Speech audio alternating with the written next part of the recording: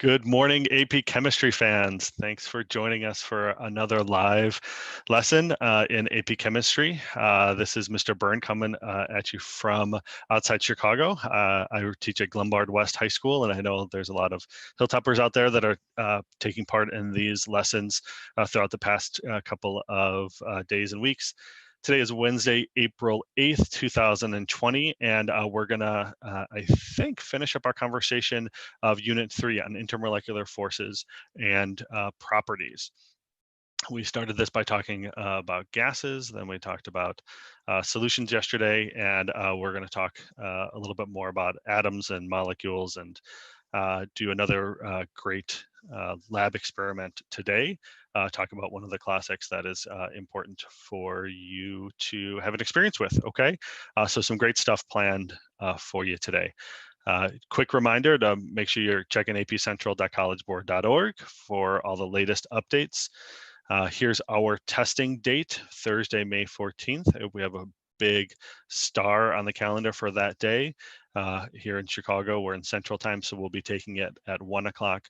Remember, we all will be taking the same free response test at the same time. So these times are local times. So you would just want to make sure that you are aware of when your local time is associated with each of these. The alternative test is something you're going to want to talk to your teacher about, excuse me. Just make sure if you are not able to make the main test, you'll talk to your teacher or an administrator at your school about getting your testing date switched to one of these days. Our format that we went over yesterday, but just to repeat, remember there will be 2 questions that you'll have a total of 45 minutes to look at. We have 25 minutes to read and respond to the first question. That gets us to 30 minutes. Once you submit that first question, you'll be given the second question, but you will not have time to go back. You'll have 15 minutes to read and respond to question number 2, and then another 5 minutes to respond. Okay, or I'm sorry, to upload your response. We're still waiting on some more information on exactly how that will be distributed to us. And as soon as we have that, Mr. Fairbar and I will share that with you. But what we do know is that the format of the questions that we've been giving you for homework would fit really nicely into each of those kinds of questions. And then one of the reasons why we're being really clear to talk to you about the skills that are necessary to be successful in AP Chemistry is because we know that the questions will give you some sort of a system, some data, so that you can shine in your ability to explain the phenomenon using models, theories, and representations. You're going to be able to draw conclusions from the experimental results, to identify and explain procedures that are aligned to a question. You'll analyze a system with quantitative reasoning. So we'll do some numbers. We're going to look at sources of error. I don't want to forget that one. I gave you an experience of that today. And then we're going to support claims with evidence and reasoning. So all of these skills are things that are important in all of our science classes, and you'll have a lot of opportunity to talk about those today. So let's get into our lesson overview for today. We will review our homework problems from yesterday. Then we will be looking at some pretty heady stuff in these 2 topics, spectroscopy and the electromagnetic spectrum, the photoelectric effect. I'm going to apologize already to our physics teachers out there and our physics buffs. If this is something that you're really excited about, you should absolutely make sure that you register for physics next year or as some class in the future. Do some more reading on this. For time, I had to condense this into 45 minutes on all 3 of these topics. We certainly could spend more than an hour on probably each one of them. So we're going to go through exactly what we need to know to be successful on our exam and do some little background so it makes sense to us. At any point, I'm speaking too fast or you want to take a breather, feel free to stop. Make sure you have a pencil and a paper next to you to be able to take some notes and maybe to do some of the practice problems as we're going through them. Okay, so let's get to our warm-up, which is our review of our homework problems from yesterday. We were looking at a free response question from 2017 on paper chromatography. We had 3 pure dyes. Okay, so since we were given to this test was in pencil and paper, of course, we didn't have colors here. So you may want to go back and review the version of this that I gave you yesterday where we had 3 different colors. Okay, this says that these are pure dyes, And so in this case, we didn't necessarily have mixtures. We're just going to have, we're going to do a comparison of what's happening to each of the 3 dyes that are here. So there'd be a difference between what we did yesterday and what we did today, but the same principles are going to apply in that you have a non-polar solvent that is going to travel through the paper to what is identified over here as the solvent front. Okay, and so we talked about the stationary phase and the mobile phase. Those are words that would be nice for you to know, nice for you to remember. But the fundamental principle here is that we have 2 chromatography chambers. We have 3 knowns that are going to be left in here. The knowns will distribute themselves like this. The unknown will travel up the paper like this. We are aware of where the origin is. 2 other important pieces of information that this problem gives us, that the chromatography paper is a polar material, and that the solvent is non-polar. Okay, so you can see how we're really building on a lot of the themes, a lot of the ideas that we've been talking about over the each of these lessons throughout, kind of a mini review of the entire year.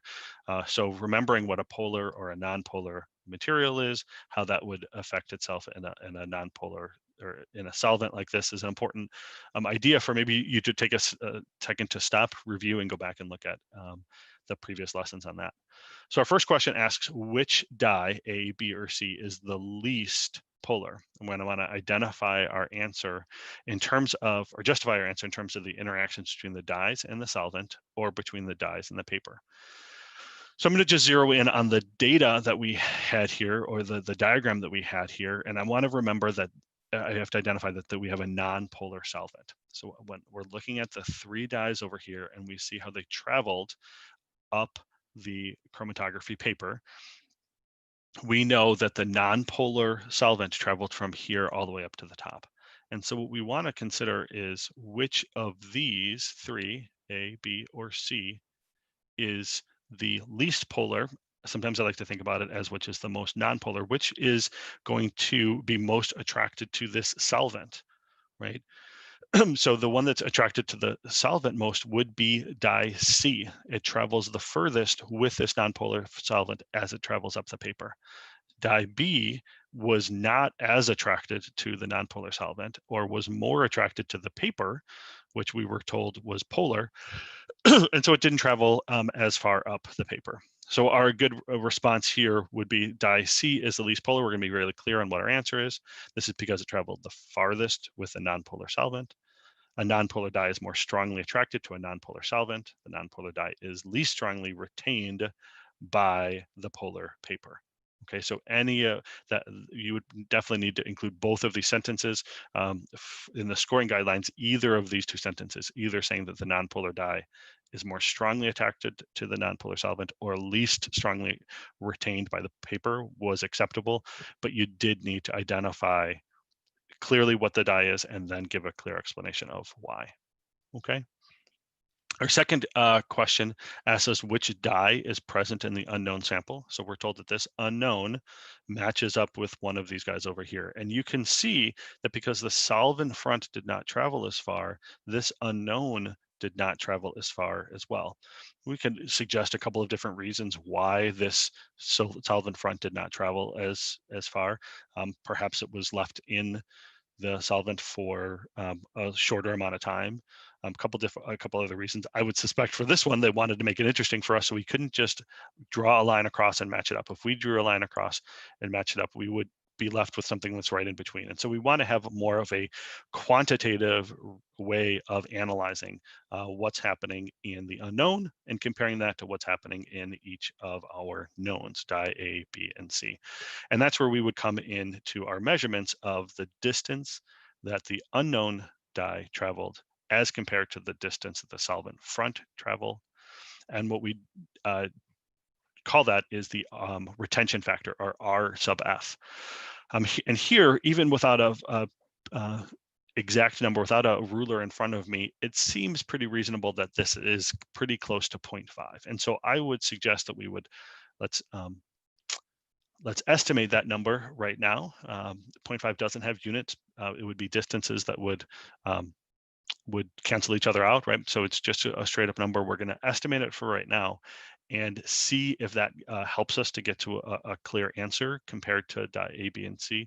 And if we need to get more specific with it, then we would get a ruler out or something like that.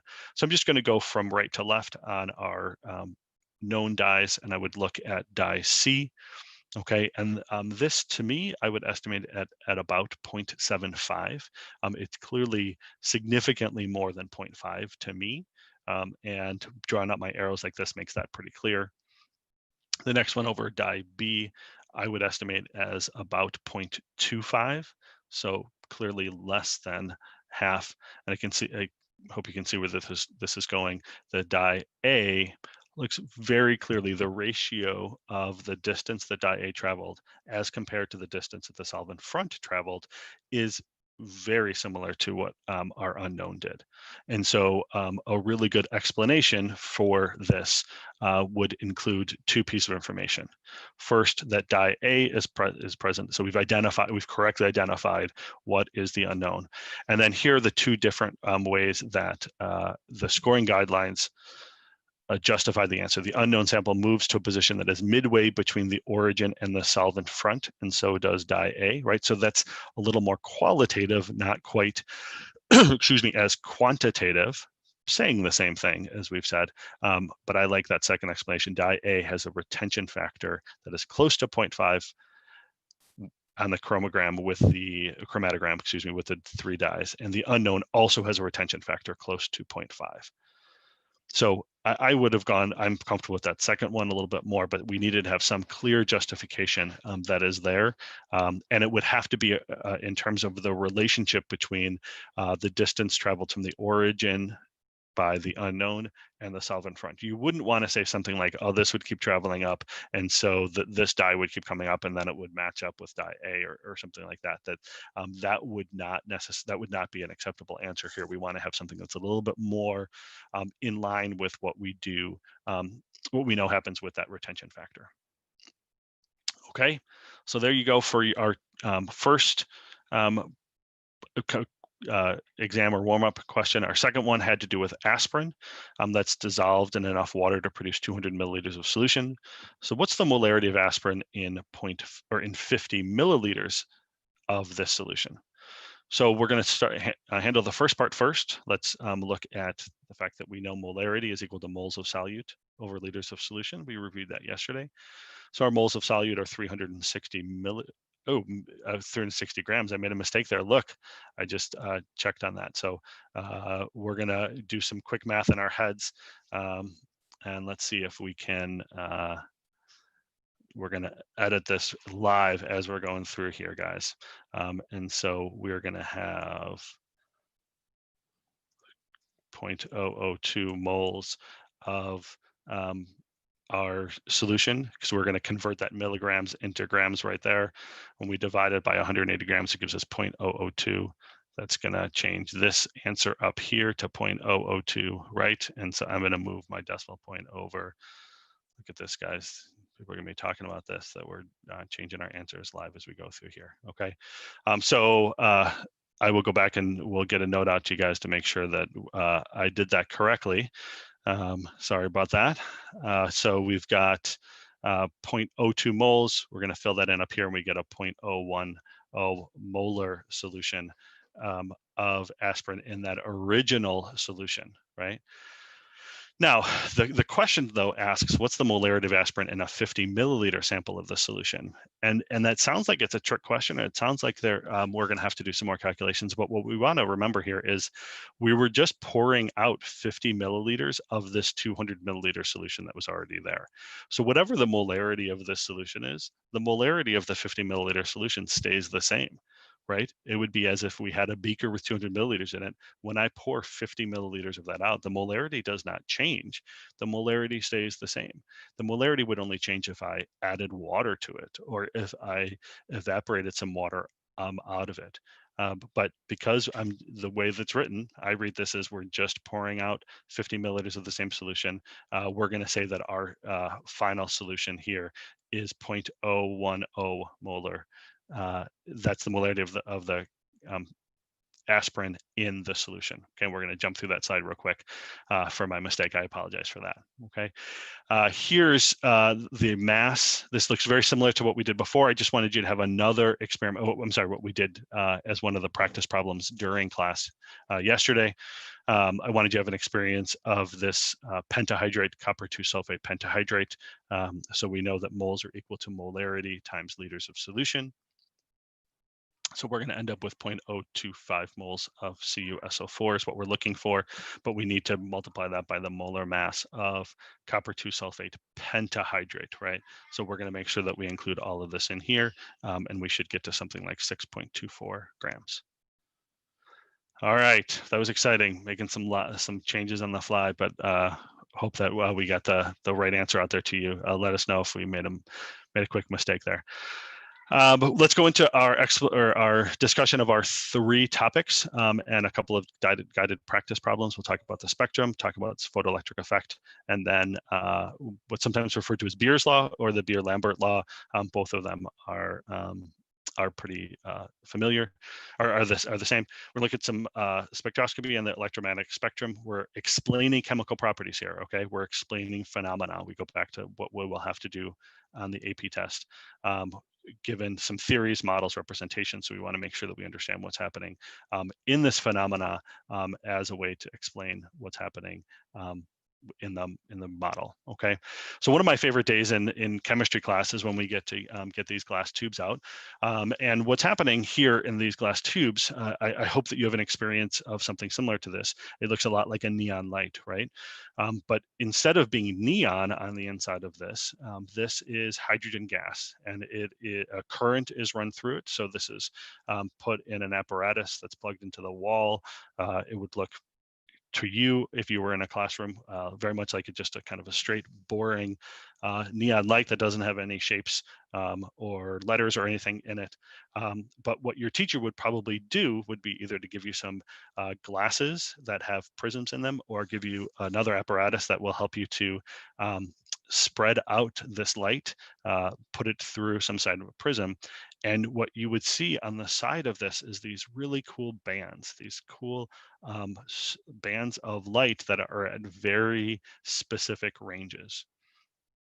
And what we know is happening as we put this energy through here is that electrons are jumping around inside the atoms of hydrogen, and they're producing very specific quanta of light that we're not getting out all sorts of the whole broad spectrum of light. These other colors in between here would just be some sort of interference.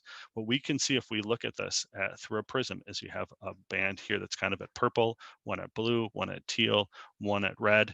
And if this was done in a classroom, it would look almost, I'm not going to say I did not take this picture, but I have seen pictures from my classroom, or when we've done this experiment in my classroom, it looks very much like this with the that interference in the background. If it is done under much more controlled settings, what you would see is something that looks much more like this. And I'm going to have you zero in. I'll come back to this slide in just a minute.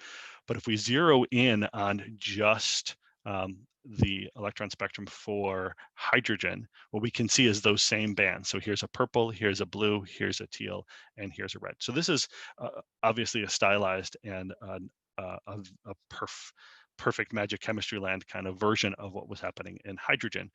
But what this is telling us is something very specific about how atoms work, and very specifically about how energy works when it interacts with an atom. And what we know can happen is that as a photon of light, okay, a photon of energy, in this case, that would be the electricity that was given to the sample, comes in, and it hits an electron. Here's our nucleus, and here's an electron. This one happens to be on principal energy level 2 here. Okay, so its energy is this electron absorbs an energy, a specific amount of energy. It can jump up to a higher principal energy level, right? So it goes from 2 to 3. And then after a certain amount of time, it will emit that. It will release that energy. It will fall back down to its ground state. We would call this the excited state for the electron. Jumps up here to the excited state, hangs out here for a little while, and then when it falls back down to its ground state, it would release the same amount of energy that it absorbed. Okay, and so what we see here is that there's not that there are very distinct amounts of energy that hydrogen absorbs. Because it only releases specific distinct amounts of energy. It releases, at least within the visible range, the visible spectrum of energy, it only releases these 4 bands of light, which would correspond to what we would a lot of experimentation has found is jumping between some very specific energy levels. Turns out that the distance in or the difference in energy between principal energy level 1 and everything else is such a great amount of energy that it releases ultraviolet light when that electron falls back to the ground state in principal energy level 1. When electrons from the second principal energy jump up and fall back down, they have this is where they release the visible monolight. Hey, look, we have 4 different bands here that would correspond to the 4 bands that are right here. And then we know that electrons could jump back and forth between other energy levels, and this could continue going on forever. Now, I hear some of you out there saying, well, we know hydrogen only has 1 electron. So isn't that 1 electron always in the first principal energy level? We would typically say, we went back to electron configurations from last week, we'd say it was 1s1. We'd say that if we drew a Bohr model, we'd put it here. So this is what's happening here, is that electrons are absorbing more and more energy, or more, multiple atoms of hydrogen are absorbing energy that take it up here and then come up here, and then they're falling back down in predictable ways. And so to get up here, it might absorb some energy. To get up here, it would absorb a little bit more energy. It would release this, and then it would release this. And because in a sample of hydrogen that's as big as we have a huge number of atoms of hydrogen, we're going to see all of these things happening, right? So this 1 electron that's happening here would be releasing energy every time that it fell from any of these different places. I like to give my students the analogy of like stairs in the school, and we're a school that is 5 or 6 stories tall, and so I can jump from the first step to the second step. I can jump from the first step to the third step or to the fourth step. I can't jump directly from the first step to the 7th step, but the 7th step is still there, right? And if I had a couple of extra, if I did 2 or 3 jumps, I could probably get there. And a similar analogy would be at play for electrons. Hydrogen typically only has filled energy levels that are at the lower levels, but when we give it extra energy, those energy levels are still there and can be briefly occupied by electrons at the excited state. And so then we go back to this picture from before, where we have hydrogen right here in the middle with our 4 bands. Sodium has more bands, calcium. So, and as our atoms get much more and more complicated, they have more energy levels, they have more electrons. They're going to be jumping out all over the place. We're going to see some that match up, but we're not going to see electrons that or bands that match up precisely every single time. But what we see time and time again in all of these diagrams is that the energy is released in very discrete amounts of energy. And that we don't have just a full spectrum that says the electrons can jump up any amount and jump down any amount. We see, there's a big hole that's right here that says, at least for these 4, there's not an energy level that's being filled at that level. So these diagrams they seem pretty simple with just a couple of bands in it, but the understanding of the chemistry behind them is pretty complex, and kind of a cool thing. Helps us both to understand how the atoms work. It tells us actually why, like a Bohr model in some cases is a nice model. If we think that electrons travel around the nucleus like the planets travel around the sun, well, no, we know that that doesn't happen. But if we want to be aware of the distinct amounts of energy that electrons have as they're going out on these energy levels around the nucleus, that this helps us to understand those distinct energy levels. Those are not places in space, but they are energy levels that I think are cool and a nice part of, or nice understanding that comes from the Bohr model. Here's the entire electromagnetic spectrum. I imagine that this is something that you have seen multiple times in other places. We know that the spectrum is a range all the way from wavelengths that are very, very small. So our peaks would be very, very close to each other over here, to wavelengths that are very, very long, 10 to the third. So here's 1,000 meters between the crests or the peaks or the crests. We know that increasing wavelength, so the distance between the waves is longer on this side. There's a greater frequency over here, so more waves are hitting when the waves are closer to one another, and that over here we would have more energy. The waves would have more energy, right? So this is typically what we call gamma rays, X-rays, ultraviolet rays. And you can read this to yourself, but just understanding how these are all connected to one another is something that would be great for you to have. This infrared. I always connect the infrared with red light and ultraviolet with violet light. I think most students have that down, but a nice little trick there. Okay, the learning that the College Board identified for us in this topic was how the difference in absorption or emissions of photons in molecules will relate to the type of motion. And so I want to jump over real quick and encourage you to do this again. We've used this these simulations a number of times where we look at the PhET from the University of PHET from University of Colorado. I think there's some really, really interesting things, and you could spend an hour just playing around with this and get some really good learning on it. And so what I'm doing is we can select different molecules over here, but I'm going to just look at carbon monoxide, and we're going to imagine what it's like if we bombard this carbon monoxide with microwaves. Okay, and we know that microwaves don't always behave as, don't have those little balls like that, but it's a little bit easier for us to see how they interact. Can even slow this down. Did you see what just happened there? That one absorbed a microwave, and what's it making it do? Oh, that molecule is now spinning around. It's rotating. The other microwave's just kind of going past it. Okay, I'll hold this down until it emits. So it absorbed a microwave, it then emits it, and it stops rotating until we grab onto another one, and then it can rotate and rotate again until it emits it. Okay, let's see what happens when we instead bombard this with infrared waves. Oh, so a similar thing is happening in that it is absorbing and releasing this amount of energy. Okay, but the type of motion that's possible here is different. Now this molecule is vibrating instead of rotating. We'll wait for one more to do it. There we go. We got some vibration happening there. Okay, which is a super interesting thing to see. I'm going to turn this off before I change my amount of energy. We can look at visible light.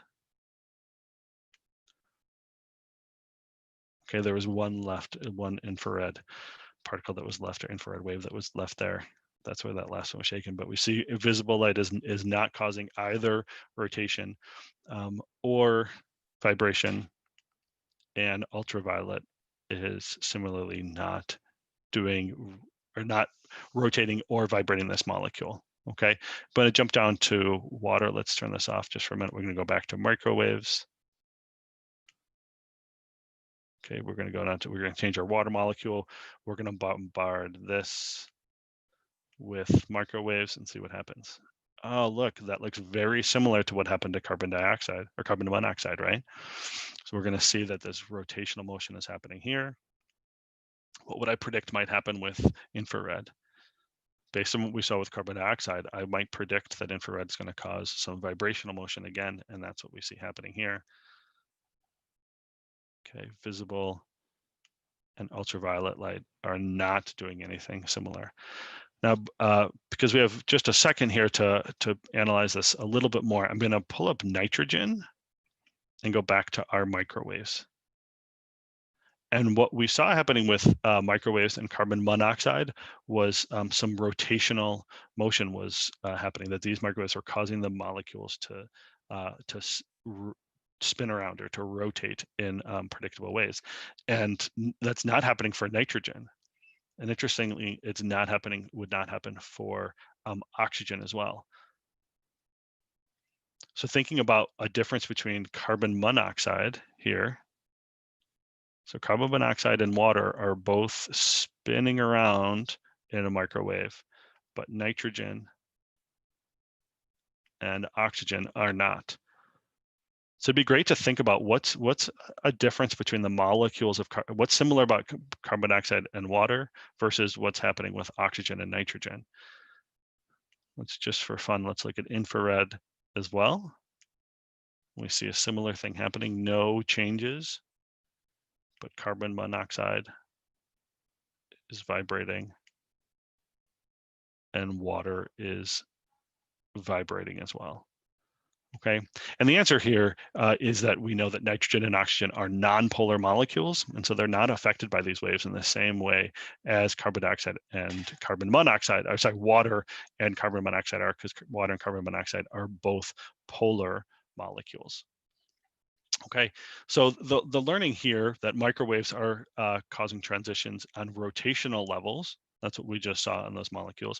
Infrared radiation is causing transitions on vibrational levels, and that ultraviolet and visible radiation are causing electron energy levels that we were not able to detect, at least in that simulation, but would still be happening. So we would connect. These are the let's go back. Excuse me, just for 1 second. Okay. So infrared and microwaves as compared to ultraviolet rays. So when we get to those ultraviolet rays, these are the higher energy rays. They're going to dig deeper down into the electrons instead of rotating or vibrating an entire molecule.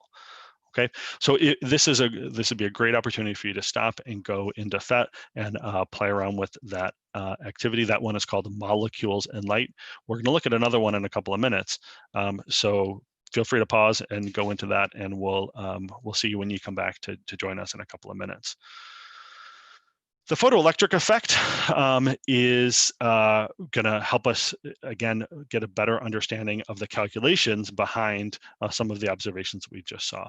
So there was no quantitative data that we really looked at here up to this point, but we're going to talk about absorbed and emitted photons. What's the relationship between their quantities?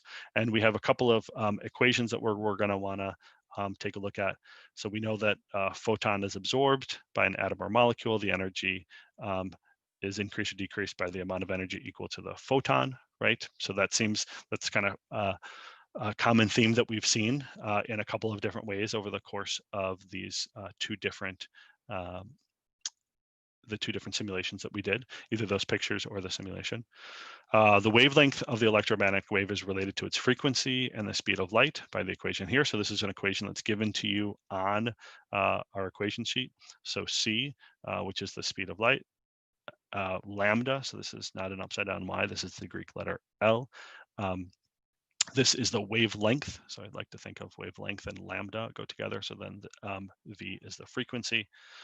And the energy of a photon, energy is related to the frequency of the electromagnetic spectrum through Planck's constant. So V is consistently frequency, so H is Planck's constant. Again, the speed of light and Planck's constant are two things that are given to you on the equation sheet, and we're going to see how we would use those.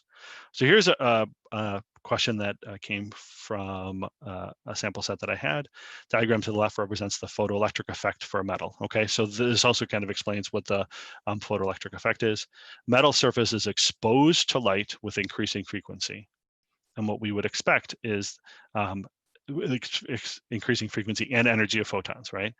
So as this energy gets greater and greater, increasing frequency, at a certain point, electrons will first start being emitted from that metal.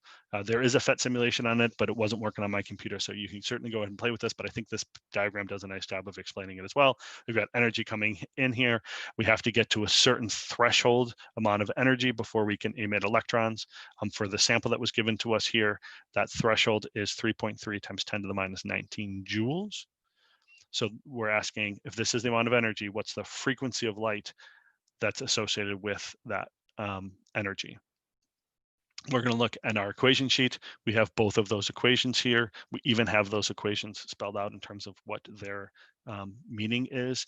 And so the uninteresting thing here is that we can just solve for the math. So we're going to say the energy is equal to Planck's constant times the frequency. So we have two of the values. We're looking for the frequency. So we're just going to rearrange our equation to say the frequency is equal to E over H. And we are left with a frequency that is in 4.99 times 10 to the 14th wave per second, right? So the units on this are inverse seconds. We divided this by joules times seconds. The units on Planck's constant here are sort of strange, so just take a note of that up here. But the joules would cancel each other out, so we're left with inverse seconds because the seconds were on the bottom, and we would expect frequency to have a number per second, right? We could take this a step farther and say, well, what color what's the color of this light? So if our frequency is 4.99 times 10 to the 14th, what color would that? So we need to correspond that. We'd have to be given, right? You wouldn't be expected to memorize this, but if you were given a chart like this that said, here's the wavelengths of light, what color is the light that has this frequency? We're going to use the speed of light. And what our frequency is, again, our wavelength is equal to c divided by v, and we get to something like 6 times 10 to the minus 7th. The tricky thing at this point would be to remember what our conversion between meters and nanometers are, because what we just got here in this, our answer, meters here would carry down. So we'd have meters. How do we convert from meters to nanometers? Well, we know that there are 10 to the 9th nanometers in a meter. And so 6.0 times 10 to the minus 7th meters is equal to 600 nanometers. And so we have orange light. Now let's get into Beer's law for a quick couple of minutes here. I'm going to zoom through this screen because I think we can do a little bit better job of explaining what Beer's law, the Beer-Lambert law, relates absorption of light by a solution to three variables, and we have that equation that's right there. You typically will not have to use this equation as much as you would have to interpret data for Beer's law kind of a lab. So I'm going to jump ahead to this next screen. We're going to look at the PhET for just a quick minute, and then I'll give you your homework, or we'll do a couple practice problems before I give you your homework. So here's our equation that talks about this idea of absorbance. So absorbance is a measurement of how much light. So here in this setup right here, we have our testing solution is right here. We're testing a solution of cobalt 2 chloride, and we want to know when a specific wavelength of light is shined through this this sample, how much of it is absorbed by the sample. So what this is saying is, in this particular experiment, with everything set up the way that it is, when a wavelength of light, when light with a wavelength of 549 nanometers is shined through the sample, how much is absorbed by the sample. So we're going to compare how much went in to how much came out, and in this case, it's 0.72. Okay, there's a constant that is related to every different solution. We don't typically use that as much. We look at one solution at a time, and so because that's constant, we just leave it alone. And B is always related to the length of the sample, and I'll show you how that might make a difference. And then C is concentration.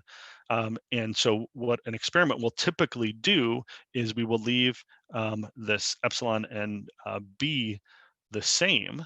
We won't change what the solution is. We won't change the length of the solution. We'll use what's typically called a cuvette. Looks like a very small test tube when we put it into this detector.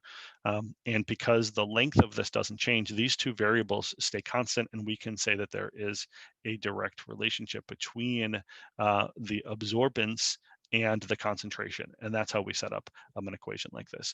So just for fun, for a quick minute, I've looked up, I guess on the PhET, we've got they call it Beer's law here. We'll go to the same solution. We can look at multiple solutions that are here.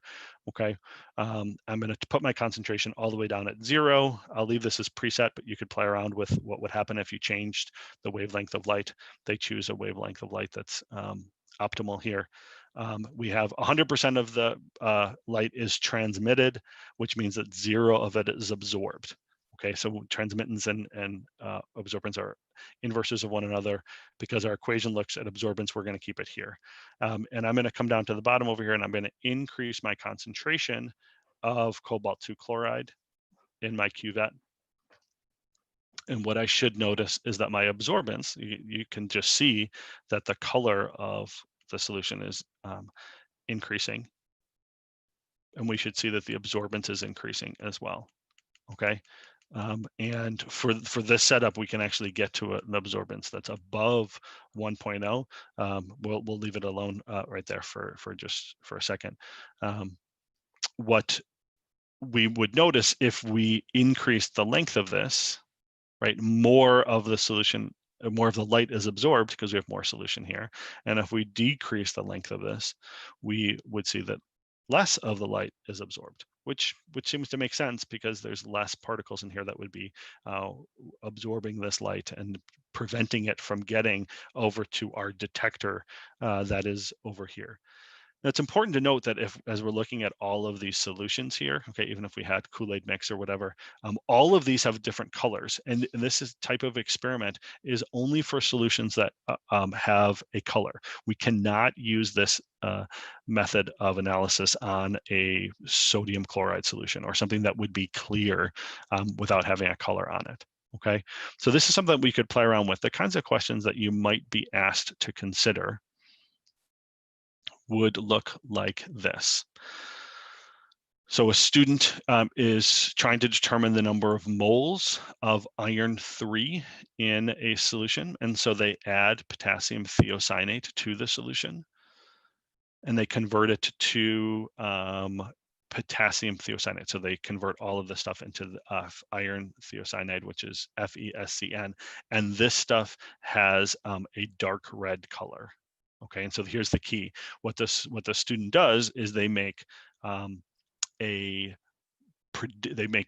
let's see, 1, 2, 3, 4, 5 solutions that have very known concentrations, right? So they know exactly how much of each of these concentrations they put in here, and they measure the absorbance at 453 nanometers.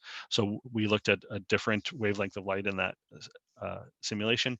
Here is one that they represented, or they determined was optimum, and we're able to see the linear relationship, right? We even have another data point down here. When there's no solution, we made sure that there is no absorbance, right? So if it was just plain water here, it would be our control. And so here's where we see this direct relationship between the absorbance and the concentration. And so the kinds of questions that we would want to ask is the absorbance of the unknown, right? So we have an unknown solution is 0.2. So what's the concentration of FeSCN at that point? And so this is just an exercise in reading the graph in order to answer that question. So we would see that here is absorbance of 0.2 where it meets our trend line. And we would read down and we would estimate that the concentration of FeSCN is 4.0 times 10 to the minus fifth. Okay, and then the second question is how many moles of Fe3 plus were present in the sample? So we know that moles is equal to molarity times liters of solution. So we're going to convert that milliliters into liters. And we're going to say that our moles of FeSCN is 5.0 times 10 to the minus sixth. And in this case, because our mole ratio is 1 to 1, right, we can say that that's equal. I didn't put in my conversion factor right here, but that might be a good idea to add that in, or just make a statement in here to say that that's equal to this, and then maybe write a sentence. We have a 1-to-1 relationship between FeSCN and Fe there. Another interesting question that I saw was to think about experimental error, right? So the student did a similar experiment and where they had some standards. So they knew what the concentrations of the solutions were, or at least they thought they did, hint, hint. And they got a graph that looks like this. And look how we have 4 data points that are really clearly on the line, and one of these seems like it's kind of off, right? And so the question's asked, like, what's a possible experimental error that could have caused this point to be so far off the line? Now, looking back, I'm going to go to here. We clearly have some estimation that's happening, and we have this is not perfect magic chemistry land over here. But when we look at this data, we've got 4 pieces of data and one that's pretty far off, and we'd want to think about what is a possible source of error that might make that happen. And it turns out that there was probably some distilled water that was left in the cuvette, that was left in our container in the middle. And let's try to explain why that would happen, or how the student was probably just cleaning it out and didn't dry it out completely afterwards. And so what would happen there is the student, let's call this 0.05 molar. The student thought they put 0.05 molar cobalt 2 chloride into the cuvette, but because when the water mixed with it, and because that is such a small container, a couple of drops of distilled water is really going to have an effect, and so it dropped the concentration right here, right? We increased the volume, we decreased the concentration, and dropped over there. So that's an interesting way to think about how we might be asked about experimental error in a lab. That's a pretty, that's a tough question to ask in a relatively simple setup. So just be practicing thinking about things like that as we're moving forward. So that brings us to the end. It was kind of a rush through a lot of big topics, and I apologize. I hope that you took some time to stop and think. Certainly go back and play with those FET simulations that we have there. Pull out your chemistry book and read through some of the explanation of all of these different topics, because there's a lot more to it that I was able to present just in 45 minutes for today. Your AP practice problems are here. The analysis or the explanation that's up at the top is very similar to everything that we've looked at in the past. So if it's cut off with my face up there, I apologize.